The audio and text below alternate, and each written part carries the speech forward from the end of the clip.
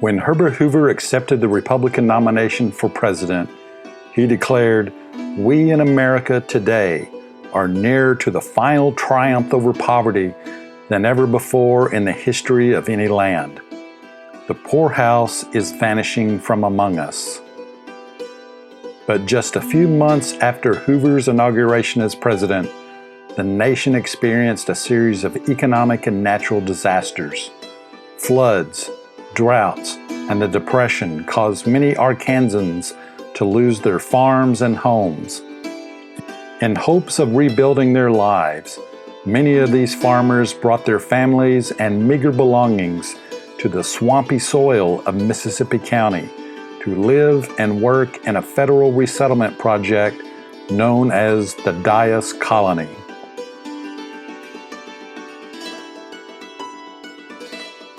There were three major factors that led to an agricultural and economic crisis. There was a flood of the Mississippi River, which led to lots of farms being flooded and losing their crops. Then along comes the drought of 1930-31, and so if you were still standing after the 1927 flood, then chances are you were wiped out because all your crops burned up in the field. And then the icing on the cake was obviously the stock market crash in 1929, and all the banks started failing. It's hard to think of at the time how bad the Depression was in Arkansas and throughout the South. I mean, it was 15% of Arkansas families were on the poverty rolls in 33. And that's a huge percentage of the population. And there's probably a whole lot more that needed to be on that just weren't for whatever reason. In the midst of these two big natural disasters, it became impossible for farmers to get credit to recover from the natural disasters. So farms failed, and the economy in farming communities, of course, crashed with that. A lot of people in the Arkansas and elsewhere lost everything. The flood impacted twice as much area in Arkansas as it did in Louisiana and Mississippi combined. So you had people that had been successful farmers, but they lost all their land. And of course, people that worked as tenant farmers and sharecroppers obviously had no people to work for. So you had all these farmers all over the state, not just in Mississippi County, but everywhere in the state that were on the welfare rolls. Following his inauguration, President Franklin Roosevelt pushed legislation through Congress and created new federal programs designed to bring relief to those who lost their homes and farms as a result of the Great Depression and natural disasters. The state administrator for the New Deal program started by Roosevelt was a man named W.R. Dice, and he was the state administrator for the Works Progress Administration and the Federal Emergency Relief Association. And he was from Mississippi County. He owned land there, and he had all these friends that were huge landowners, and they had a lot of land that was in agricultural production, but they also had a lot of swampy land. And he came up with the idea of, let's get these sharecroppers, put them in, this, pretty rich soil. Was problematic with the gumbo, but it's still better than most. Give them a new house, give them a new start.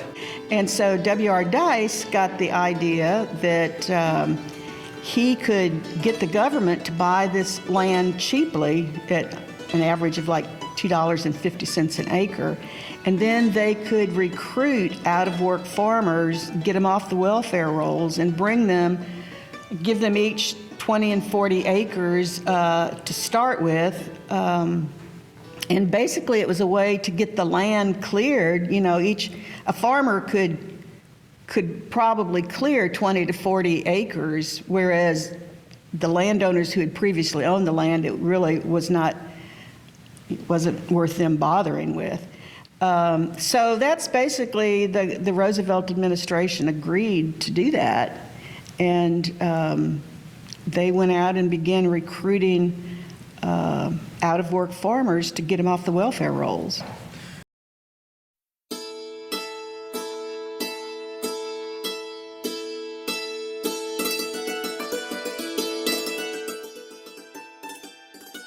Well, we arrived in April of 1936.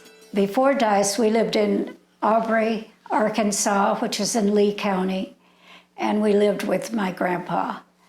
My dad was without work. Anyway, we lived with him and for at least a year and a half or longer, because everything was so bad, I guess, during the Depression. There were no jobs, and my dad finally got a job with the WPA. He was recommended by our neighbor, is what I was told, who was a Methodist minister. And his job was to dig little ditches to clear so the water would run off the gravel road into the ditch. So that was not much of a job, but it was better than nothing, helped to feed the family. We came to Dice in 1938, pretty close to 39, but I think it was 38. It was after the flood. But anyway, we came, everything we had was in this old wagon. And I'm telling you, it was nothing. We had beds, we had 3 beds and a mattress. Probably wasn't any good, but we had them. We had a cook stove and a table that my dad had made. He was a carpenter. And we had a big, long bench, because there was 12 children. Well, it was 11 when we came to Dice. 1 was born here. But we just absolutely had nothing. And back in those days, it was even hard for a carpenter to find work. That was my experience coming to Dice in a wagon with that little load of stuff we had, which was nothing much. But thank God, things got better.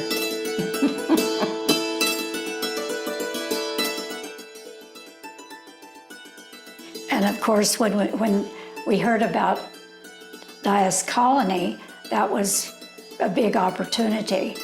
And as you probably know, it wasn't the easiest thing in the world to be accepted into this project. There was a pretty complicated application process with stacks of government paperwork that ask about not just about farming background, ability to farm the land, but also personal qualities of each of the family members, whether there were any sicknesses or perceived weaknesses, and those sorts of things about the different family members. You preferably had to have children old enough that they could help you with clearing the land, to make it easier to clear the land. You had to be you had to have good mental health as well as physical health. You had to show that you got along well with your neighbors. You had to show that you were not extremely religious or extremely political. There was just a lot of restrictions, just not anybody. I mean, you felt like if you got here, you were really lucky. And I think that was true. We were really lucky. We lived on a farm. Now, when we first moved here in our younger days, our land was not cleared. We had to clear the land. Mm-hmm.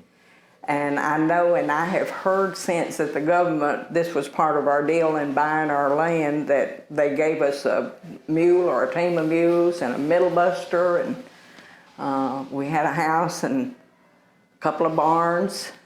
But I remember us clearing the land. I remember being down to Daddy Dynamiting, and I remember watching those mules of snaking the logs out. I think that's what they call it, when they hooked those mules to those logs and we'd pull them out of the fields. It was our first home, I guess I really knew, and growing up there, what I like to tell everybody, they said, Well, there wasn't a lot of poor people out in Dice. I said, yes, there were. A lot of poor people. The only thing about it, they didn't know it because everybody out there was poor. And one thing I can remember and never forget, when they had the dedication of the monument of W.R. Dice, well, they had a big dedication of that monument, and Miss Roosevelt came to that.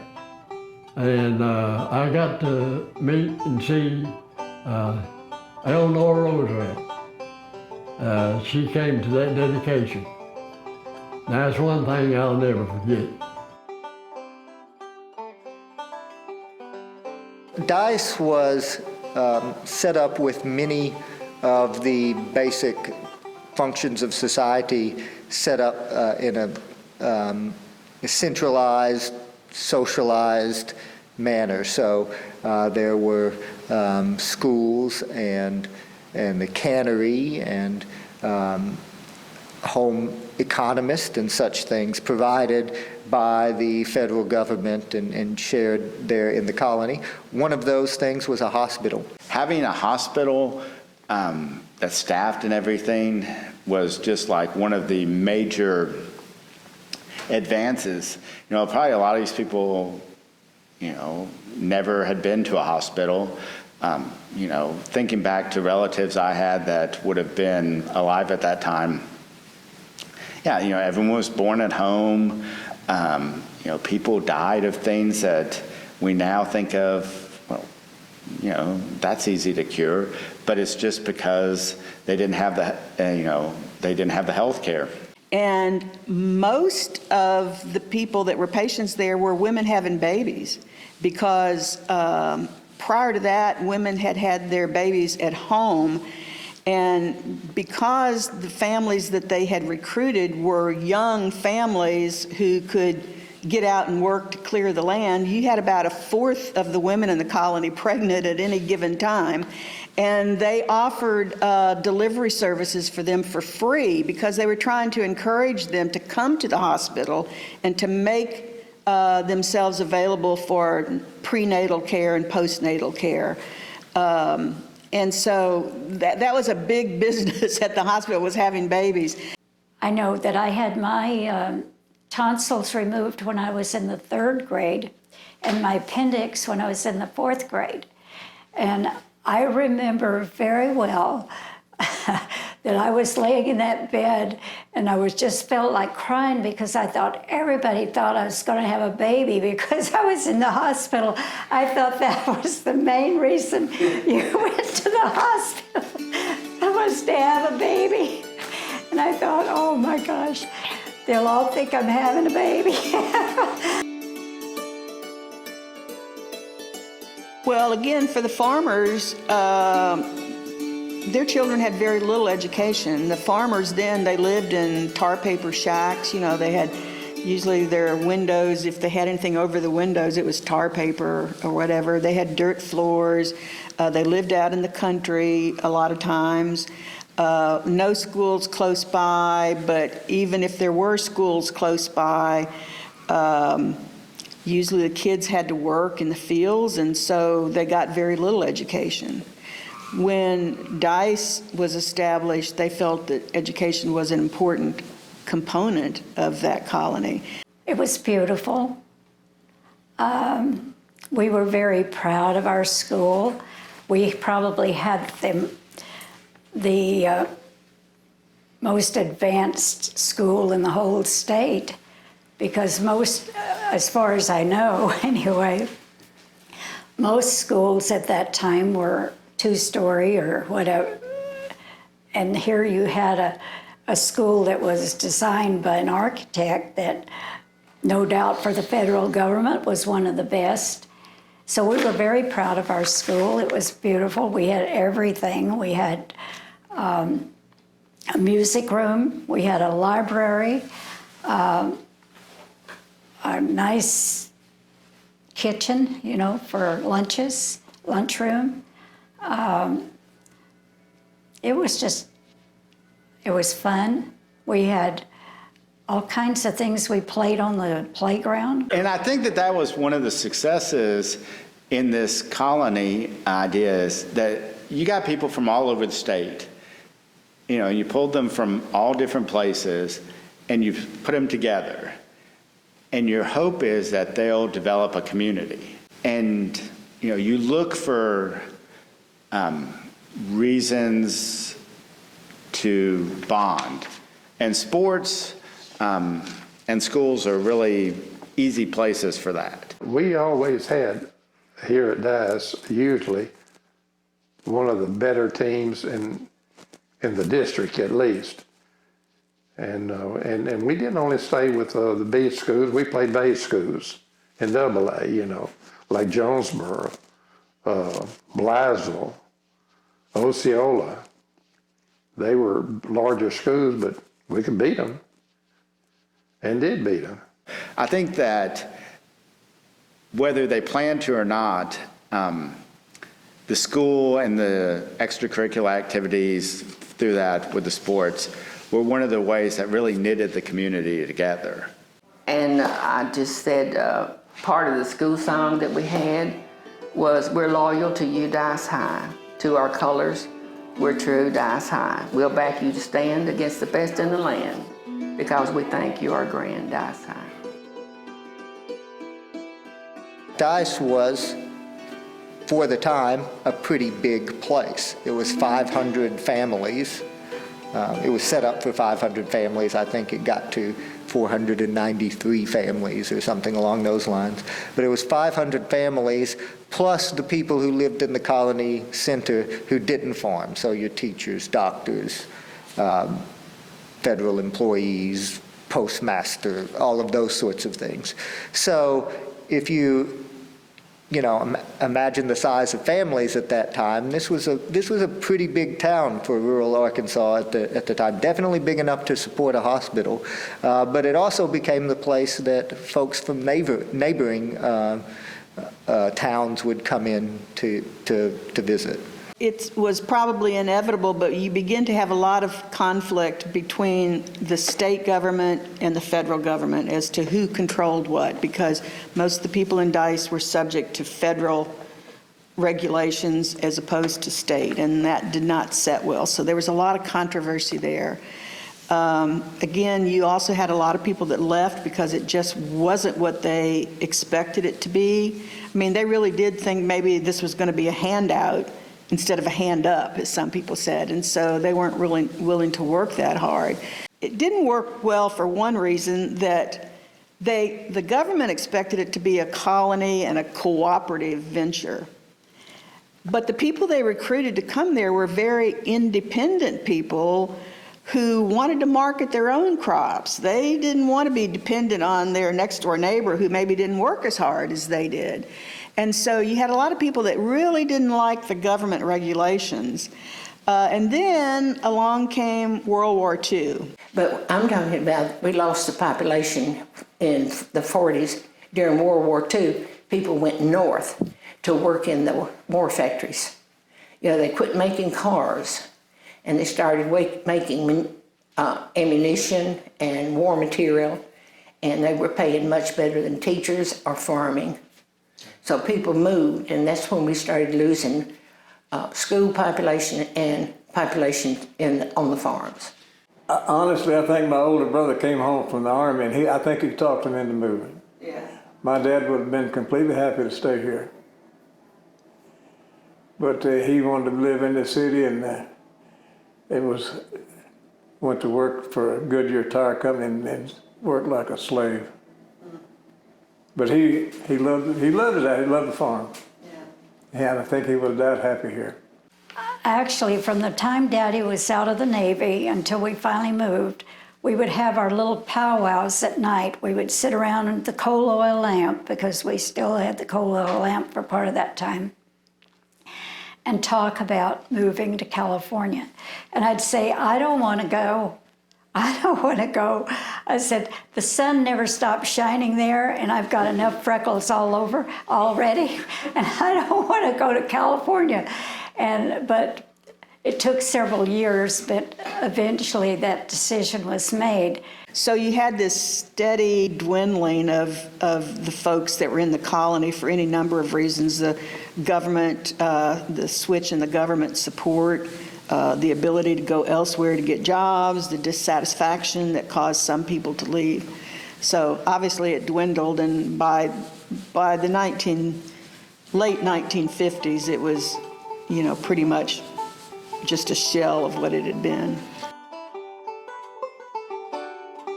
Around 2006, the former administration building, which had been the centerpiece for the colony, was donated to the city, and the city had the idea that maybe they could bring life back into the community by putting a museum in the building that would really focus on what DICE had been all about. And then the other side, one side of the building would be a museum, the other side would be offices for the city government. So at that time, they started looking around for options, and the legislators from that area introduced a piece of legislation to call for a feasibility study to look into whether or not that should become an Arkansas State University heritage site. So that's really where we became involved. So that was going to be our original role, was as the owner of the building and the restorer of the building. But it became pretty clear once we acquired the administration building that it wasn't going to attract visitors unless the Johnny Cash Boyhood Home was also a part of the project. And at that time, the Boyhood Home was in private ownership. So we began negotiating with the man that owned the house to see if we could purchase that.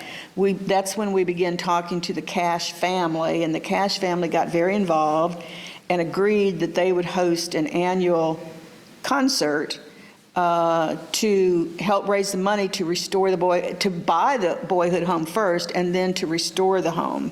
This is the most special thing I do every year, is to be here next to my dad's Boyhood Home and commune with you. I feel a thread all the way back to this land, you people, this part of the country. And it's a very moving experience to be here every year. The proceeds for that have continued to benefit the project and helping us complete some of the outbuildings at the house and other improvements such as that. But then they also go to help fund scholarships here at Arkansas State. There is a strong educational component to the festival.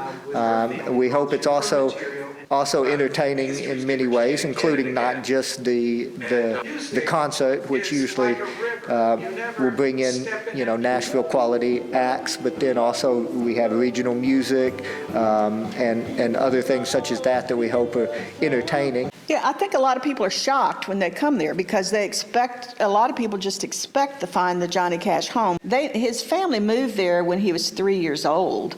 So he grew up there. He graduated from the DICE high school.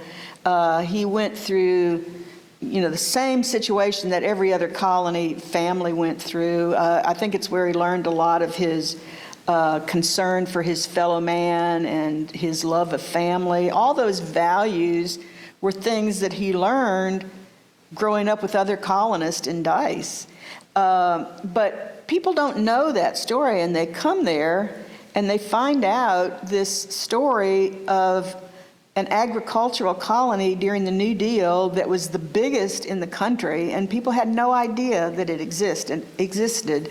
And they find that story as fascinating, if not more fascinating for some people than the Johnny Cash story. We have had visitors from all 50 states, and I believe our current count is 63 countries that have visited us. Some come for the festival, but others come for tours year-round. We now see about 10,000 visitors a year in DICE, and we project that eventually we'll see something closer to 30,000 visitors a year. And there's a direct impact from that. There's the buildings that have been restored and the money directly for tours and those sorts of things and for the concert. But then there's also all of the indirect impacts from that. As people come to town, need to eat somewhere, and they need to get gas somewhere and stay somewhere. And we suspect that in future years, as more things open in Dice, more of that money will be spent directly in Dice. But in terms of the area, the county, and in surrounding counties, they're reaping the benefit of having these extra these visitors every year. I think initially Dice is successful in providing relief to these families that had been hit so hard by the Great Depression. It gave them a chance at a time when they were at rock bottom, they were at the lowest, and they really didn't have a whole lot of choice about what they did. They tried to seize this opportunity if they could. And again, they had to be selected to come there. But once they came there and started earning a living and getting an education and all these things, it prepared them for a number of other things in life. And so they went out and pursued these other opportunities. And so I think, in a way, you can say that was a big success of the Dice Colony in preparing people for life. You know, you can kick the government all you want to, but I want you to know this old country boy deeply appreciates. Had it not been for the United States of America, I probably would not be sitting here today. You know, they gave and they gave and they gave. I think overall it was probably a success. Because the kids that graduated went on to compete with other kids, I think, you know, went to maybe other schools or bigger schools. We looked at the number of doctors and the number of school superintendents and principals and people that had all over the state of Arkansas that had all come out of Dice. And again, I think it was that work ethic that was developed there. It was that care for your fellow man, and you know, everybody looked after their neighbors, and it was a way of life that I think prepared people for many other successes in life. And I think it also was a success that people still remember it. You know, like we were talking about in the interviews, people still have pride that they came from Dice, and they have pride in what happened, and they talk about how it, you know, the education, the hard work and everything set them up to succeed later in life. And I think that that's a real success. And I have such wonderful, great memories of Dice. It kind of set the tone for me what I would become. I know most people outside of Dice look, you know, and I always told them, kind of look down on us because of being a colony and how it started, but this was my roots, and every time I come to Dice, there's just something, my emotions seem to rise within me and get away from me, and being 82 and a half years old, I still want to come back every chance I get. Every chance I get, I want to come back.